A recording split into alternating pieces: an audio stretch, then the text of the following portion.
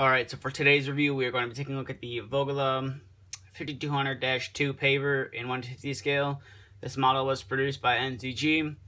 I believe it has been discontinued, but a few retailers still have them in stock.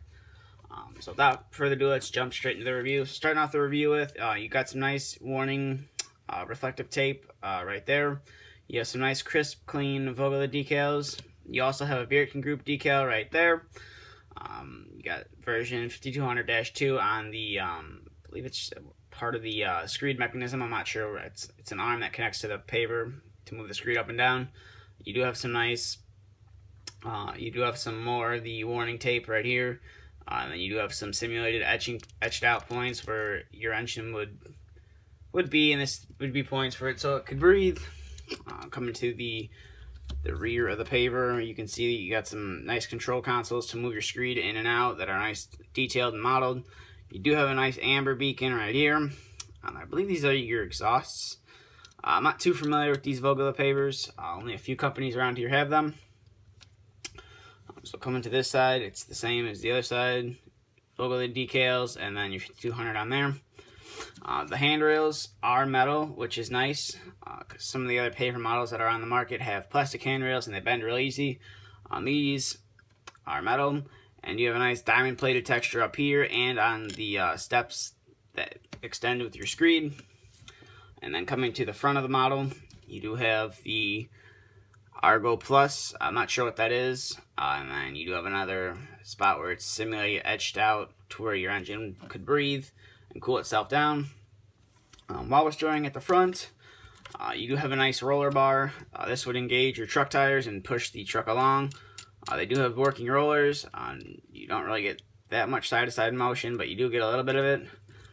You do have these rubber flaps that fold up when you move the hopper in to push the material onto the belt.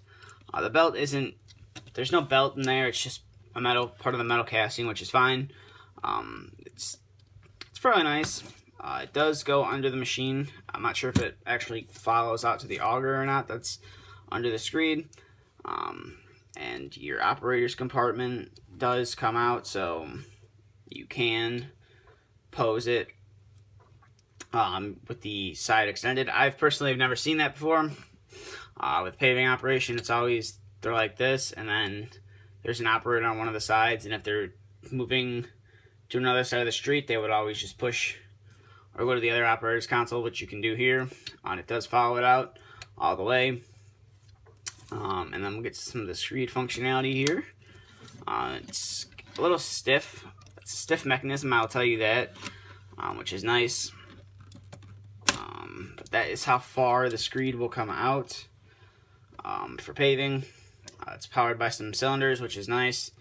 And the diamond plating actually goes under this diamond plating, so it does come out right here, so you have a nice place to walk. You're not walking on the asphalt when you're paving a road, which is very realistic.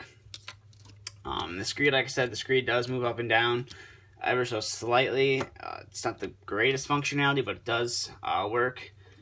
And then the Screed just closes up if you want to put it in for transport, or if you're paving like a one-lane road, or you're only paving one side of the road at once. You do have some nice track details on the undercarriage. The tracks are rubber, which is my only complaint, because if you let the tracks sit for a while, they kind of mold into one position, so if you ever try to move them, it kind of looks weird. So you gotta have to leave them in just kind of how they are. And here's the bottom of the model. Like I said, you have an auger right here, and it does appear that the simulated belt goes all the way through, because there is a little spot right there you can stick the pointer in.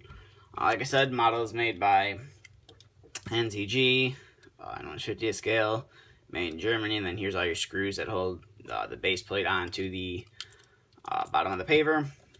So overall, it's a nice paver. The reason I got it was so I could pose it with my shuttle buggy. The hopper fits perfectly in the paver's hopper, so it's nice. It looks really good with the shuttle buggy. And like I said, we have a few companies that have a few of these pavers. This is what they do. They stick the hopper of the shuttle buggy into the hopper of the paver, and then they go on the highway and then they start paving. It's a really cool setup. But overall, that's just about it for this review.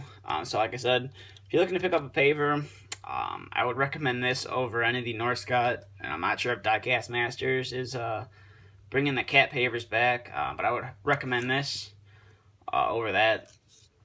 I believe the price points are on the same. I'm not sure how much those cat pavers are going for now. This is definitely a lot better than the Roadtech paver I have.